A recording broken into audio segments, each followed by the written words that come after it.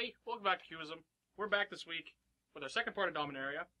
So we talked about the second point, 2.5 part of Dominaria. We've talked about it a couple times, a little bit 2 episodes ago with our Masters 25 and Dominaria leak video, and then our first impressions last week, and then our, I guess, the rest of the set this week. So we talked about, I guess, a pretty big part of the set last time. At the time, we only talked about cards that were, I guess, on the official Gatherer page, and not so much the entire set, because the majority of the set's been out for a while now. But this time, we're just kind of rounding off the set, so the back half has no planeswalkers. A little less exciting. Obviously, a lot of the big mythics were in the first half, if not all of them. This time, we have a little more, utility cards, stuff like that. Stuff that maybe we intentionally left out to talk about in this episode. So, Do you think ahead that far? Obviously. Yeah, we plan these months in advance. So before we get into it, we want to thank our sponsor, the Mana Base, your home base for all things Magic the Gathering. Except for, everything from standard, modern, Pauper, not Cube. No, we have that. We don't have Pauper. Cube's great. No, Pauper? Wait, what do we not have? We don't have Vintage. Vintage? I do this every time. We have everything but Vintage. We even have a bit of Brawl. Brawl's less great. Brawl's medium. You know what's medium? Adventurer's Impulse. It's pretty fine. I like it. I like medium. I like medium green and white cards. That's for sure. Adventurer's Impulse is 1 green sorcery. Look at the top 3 cards of your library. You may reveal a creature or land card from among them. Put it into your hand and the rest on the bottom of your library in any order via Oath of Nissa. Worse Oath of Nissa. Less abusable, less utility, 1 less permanent type. 1 less permanent type. So this card's fine. I like these green ponder effects we're getting. It's like how we have lots of elves, and now we're getting an alternative to like that. We've got a few enchantment versions. This is the second impulse type. Actually, has impulse in the name. It does, literally. And for if you're not really high on lots of elves, this is a great alternative. How hard is it to have asked for this to be an instant? It's not blue. That's very true. So this card kind of falls into the category similar to, let's say, Growing Rights of Lock. Similar front side. Growing Rights has the payoff backside, but this at a much better price. What are you more a fan of? Something like this or something like Growing Rights? I'm always a fan of the cheaper cards. Got to keep the curve low. But Growing Rights becomes Gaea's Cradle. How do you argue that? I never wanted to pay the 3 to get it in my deck, so it being 1 is a bargain basement of price. That's true. So I do like this. Again, I like the design idea that Wizards keeps kind of promoting in green. Oath of Nissa, I think, is just the better version of this card. But again, I like the idea that they can keep printing these kind of cards and hopefully keep giving us these good utility green cards that they've been giving us in the past couple years. So I think this is the only one of the cycle that made it on our list. I think the other ones were just kind of meh. Well, this card is very white. This card is also meh. This card is meh. Benalish Marshall. Benalish? Did you know the symbol for the Dominaria is a Benalish shield? I found that out because Mark Rosewater told me that. And Reddit told me that. Benalish Marshall is 3 green for a 3/3 human knight. It gives all other creatures you control +1/+1. There's a cycle of these guys. Did you know that? So, from what I read on the spoiler, I could have sworn it was a coming to play trigger and it wasn't permanent. So, I was really, really down on it. But since it's an actual a static effect, it's still 3 white. 3 white's not good. You got Heliod in your list still? You can animate it? Ooh, I do like Heliod. Card isn't very good, but I do like Heliod. Benalish Marshall is a cool card if you're going super deep into, tokens or the Anthemy theme. This card's interesting. But, in standard power level, this card falls a little shy. It's very difficult to cast.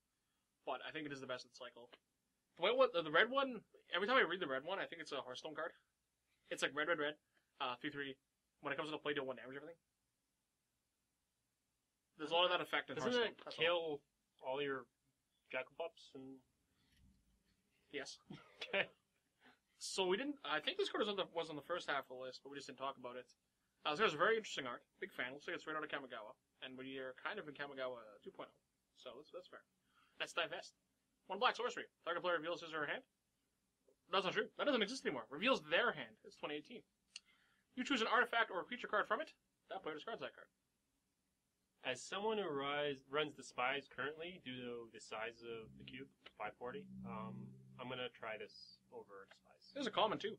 This is pretty relevant. Despise is uncommon. A lot of the duress effects seem to be uncommon, so it's nice that except for actual duress. Actual duress and ostracize. Okay. The one that only gets creatures is also common. So this is cool. It has cool art. I don't think at the size amount I quite need it, but it's interesting. I know, again, you talked about not playing Despise, cutting Despise for it. So I guess the reasoning is Despise hits Planeswalkers and creatures. Planeswalkers being more impactful, but artifacts being way more common.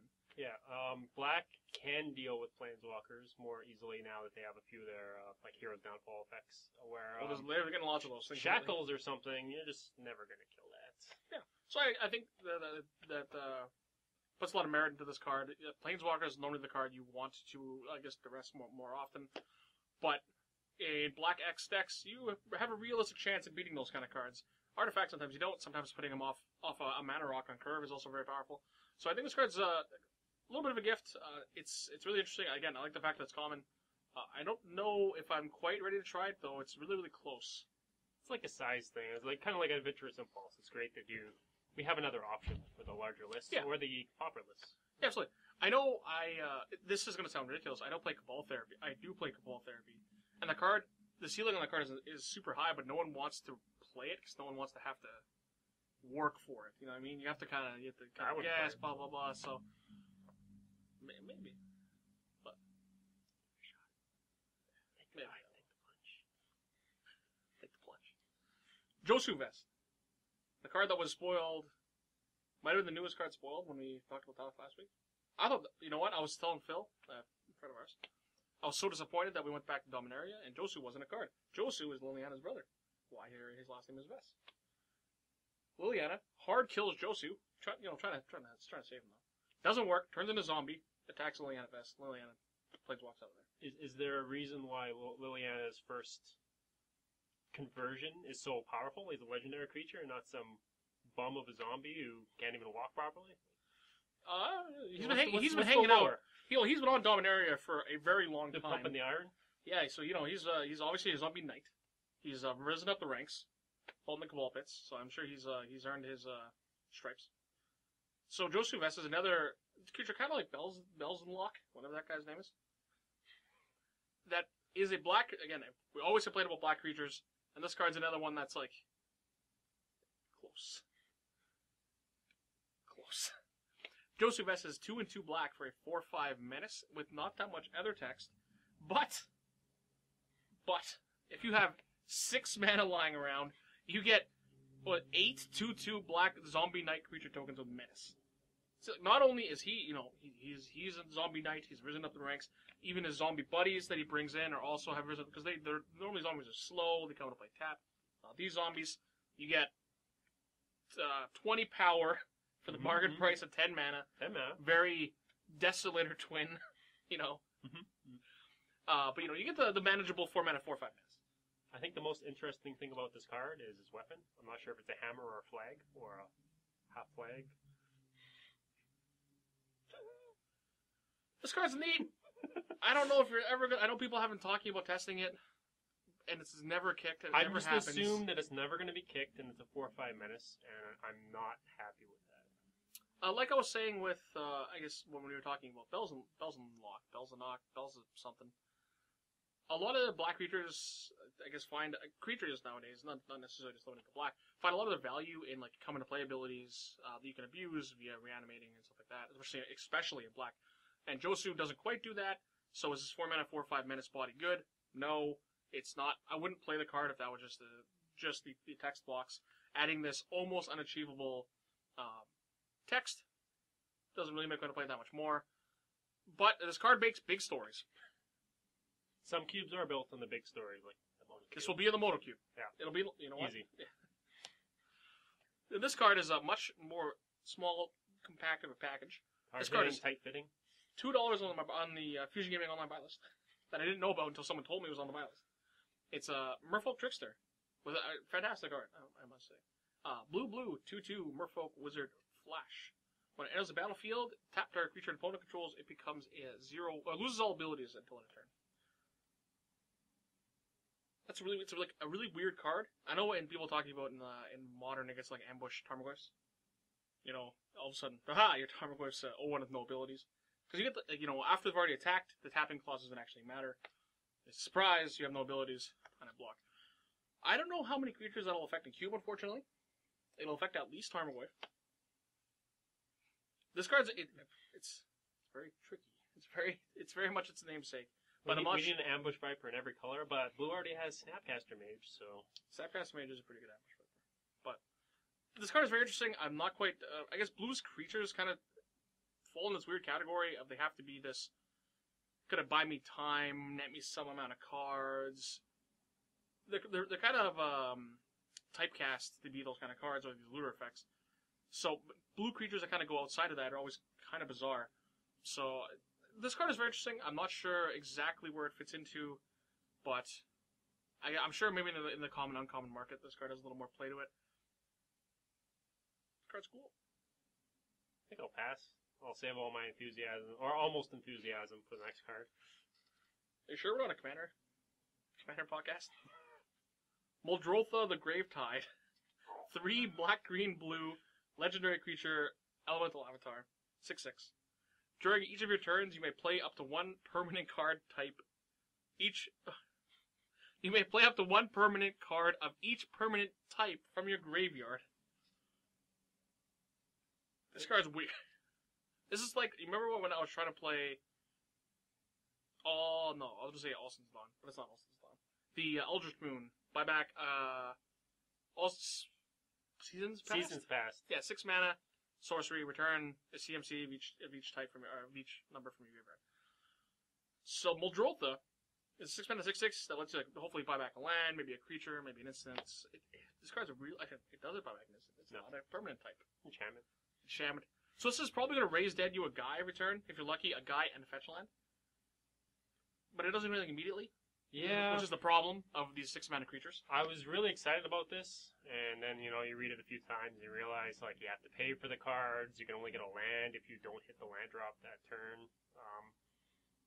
It's kind of, for multicolor cards, there's 3 colors. There's not that many to choose from that are playable. Oh, yeah, you get to justify some bad ones. Yeah. Because of that. If you're big on the, I gotta play 1 of each type, this is a maybe alternative. Muldrotha. But maybe that's for you. I think that's all I have to say. Was excited, not so much excited anymore.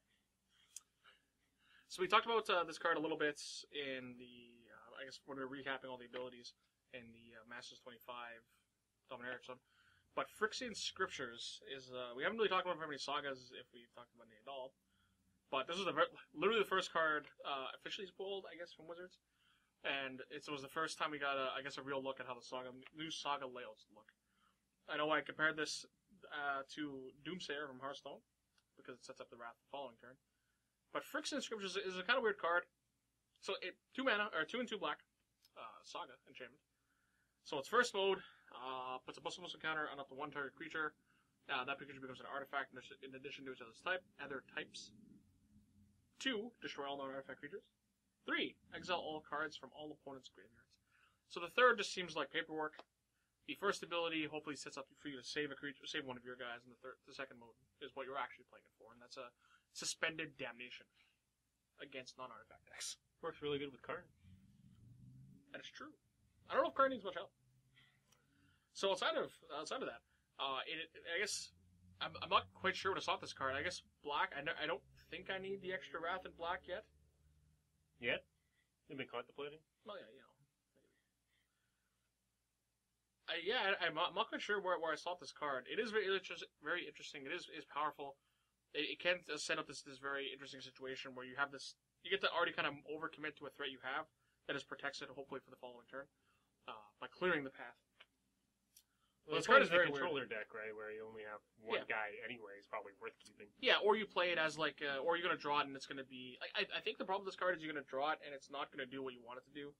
It's never going to be like, oh, I really need a counter on this guy this turn, just to get an extra point. It's one of those cards with a lot of text. It's like, I know exactly what I'm going to do. It's going to lay out the game plan. It's going to happen. It's not going to be the Wrath when you want it to be. You're going to have to kind of play around it? I don't know.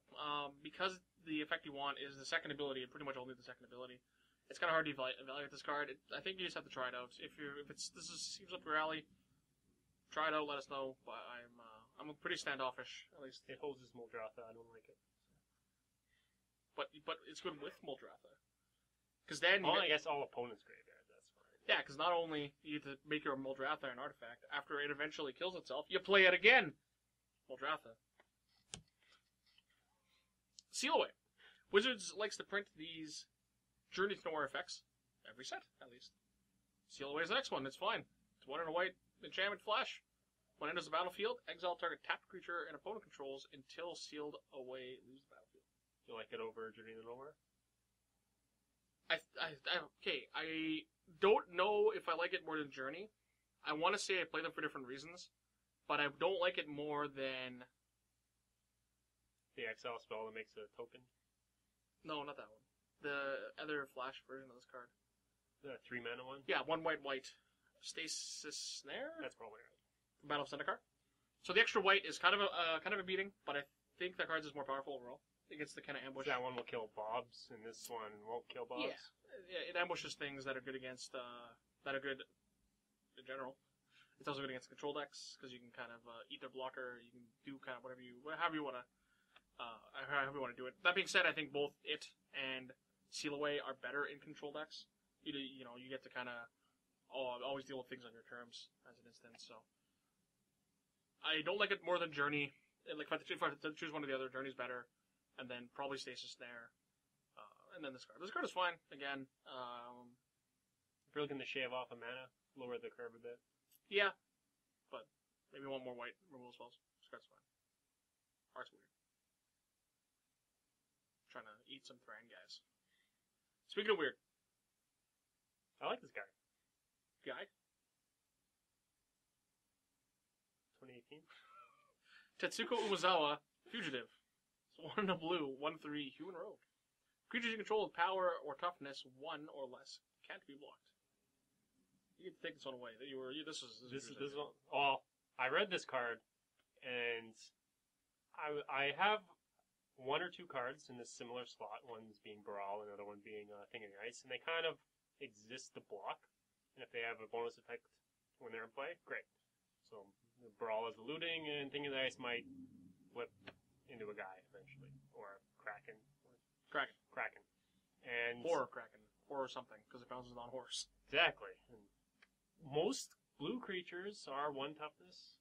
2 mana 1/3, pretty business as usual. And so you're going to get your flyers through, which I already have evasion, but it's more of like for the tempo decks. Say like the red, blue, white, blue. All your guys have 1 power, 1 toughness, and you make them get through anyways. But I think this is more of the situation where why don't I just play another card that attacks? Mm-hmm. I know in definitely common and uncommon, maybe even it could common and uncommon. There's more like the blue-white flyers, blue-white tokens deck that exists, maybe with like a lot intangible virtue and that kind of stuff. And it's something if that's something you're kind of already doing, where you're building this blue-white tokens deck. This card it's interesting. It makes other guys unblockable. Now it does not synergize at all with your Anthem effects, but it's maybe just another kind of weird payoff card. I don't know if it has a regular home in anything but that. You could just play like your Augur Bolus instead. Augur Bolus misses a lot, but a lot. You gotta take what you can get. It's one of those I like alternative cards. Yeah, it is an alternative. Again, it has your basic stat line, what you're normally looking for in a blue creature. It just doesn't fit into a standard blue control deck. And like we said with blue creatures earlier, they kind of get typecast into like if they don't do this kind of one job well, they don't. Why am I playing them? So again, you have to kind of go out of your way to make this card work. This card's really interesting. I know people are trying it to make this blue-green fungus deck unlimited. It's like pretty funny. Try again. I was really surprised to see an Umezawa descendant. In Dominaria, like thousands of years after the original Umezawa. But that's how these things work.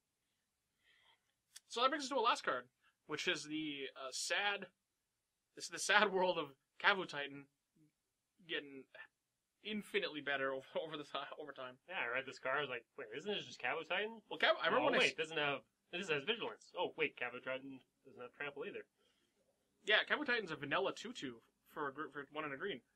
So I know when I started playing Magic, Cowboy Titan was one of like the really cool standard creatures. You know, it was, it's good on turn 2, it's good early, it's good late, it does kind of everything. Now it's an uncommon, and it's just better. It's way better actually. Way better. It has 2 keywords and the 3 keywords. It even had, I think its kicker, Cowboy Titan's kicker is also 2 and a green. Yeah, So its card just is better overall. Untamed Kavu, at least it's still a Kavu. 1 and a green, 2/2, Vigilance Trample, kicker, 3 colorless. If it was kicked, it enters the battlefield with 3 plus almost 1 counters on it. Again, good on 2, good early, good late. Good on 2, good on 5. If you play play the red green attack deck, this is probably more up your alley. Otherwise, I think green creatures have gone a little more. I guess the early guys have gotten a little more solid lately. So I'm not sure this card kind of has a home nowadays. Again, common, uncommon. Hey, Cowboy Titan, I'm not particularly shopping for it at one point, but a lot of my slots are rare at that. Yeah. That range. So. Yeah, I guess the alternative to this kind of card, in the rare slot, is probably Sylvan Advocate, right? Because it's a 2 mana 2/3 Vigilance early, and then it's a 2 mana 4/5 Vigilance late, so only costing 2. So you don't have to work for this one. You have to work for a little more for this one.